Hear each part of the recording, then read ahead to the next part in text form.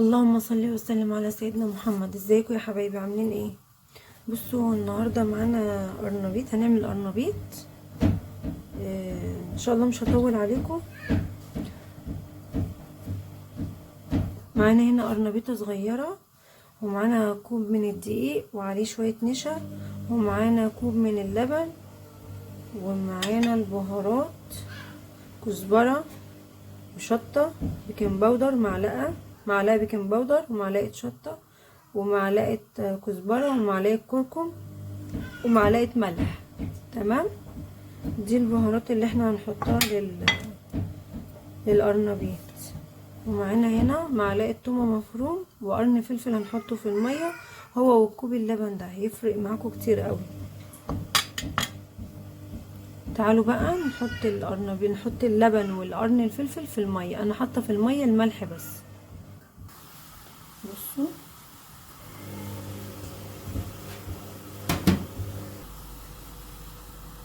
نحط القرن الفلفل كده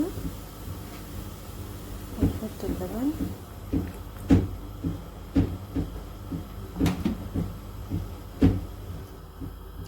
انا كده حطيت اللبن والقرن الفلفل وشوية الملح. تمام.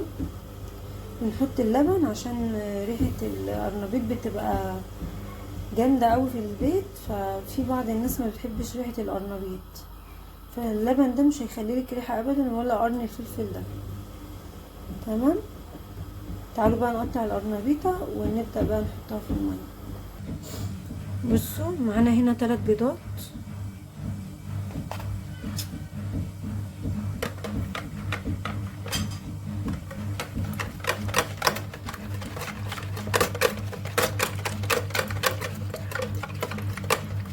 انا حاطه 3 بيضات عشان القرنبيطه صغيره.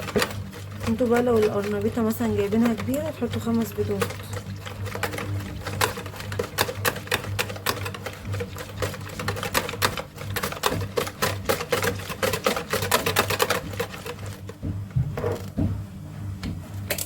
حطوا بقى معلقه خل عشان تطلع هشه كده وجميله.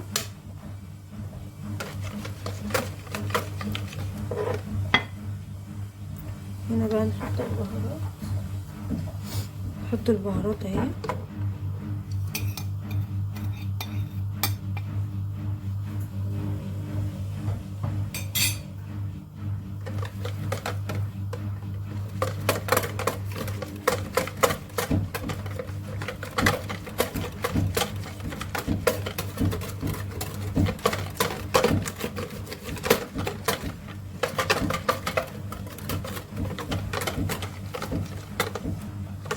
بصوا خليط اهو.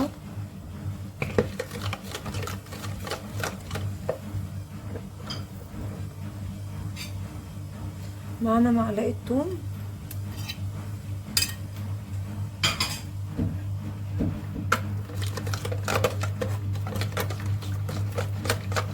جربوها بالطريقه دي وان شاء الله هتعجبكم قوي.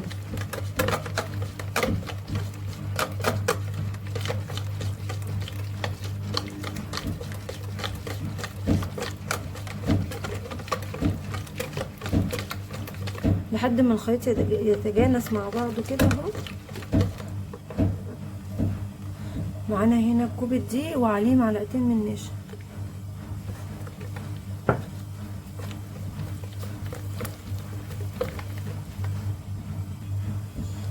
الكلكعه اللي انتوا شفتوها راحت تماما اهي، مبقاش فيها تكتلات اهو. نحط بقى ايه معانا هنا بقدونس وكزبره.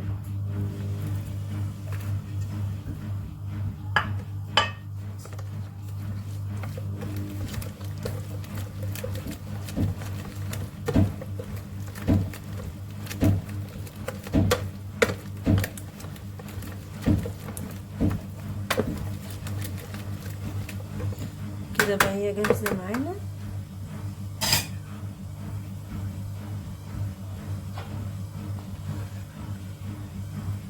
بصوا بقى، بعد ما سلقنا كوبايه اللبن بتفرق كتير، بتخليه يفتح ويبقى ابيض كده. بصوا عامل ازاي.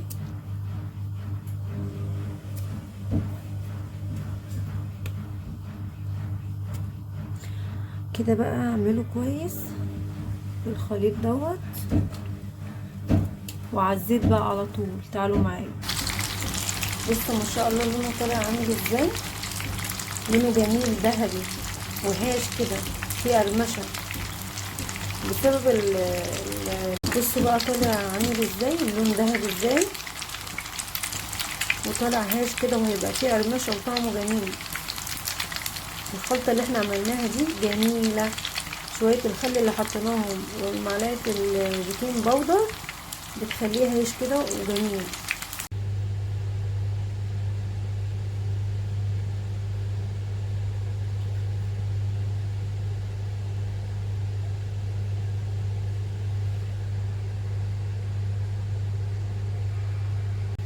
وبكده اكون انا خلصت.